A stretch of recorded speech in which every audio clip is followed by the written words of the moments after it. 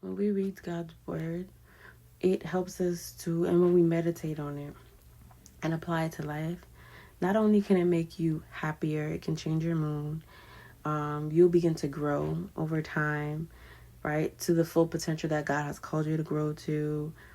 When we drink from His truth, it'll change inside of us as well as outside. We'll become wise and peaceful within, and others will see the wonderful results that it brings in our words and in our actions.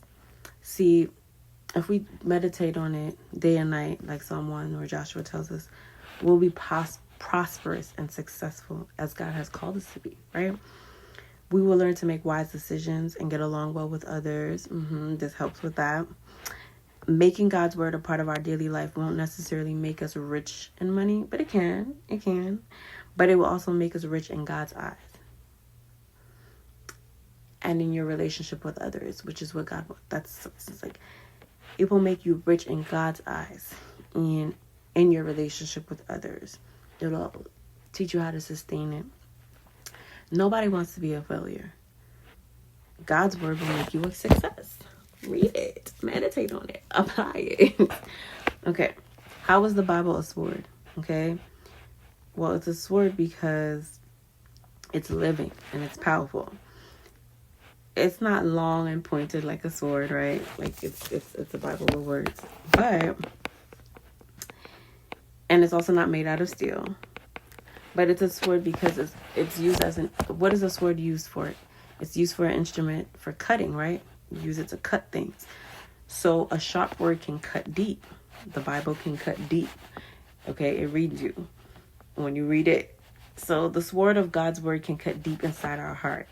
And sometimes God's word tells us things that we don't really like to hear about ourselves.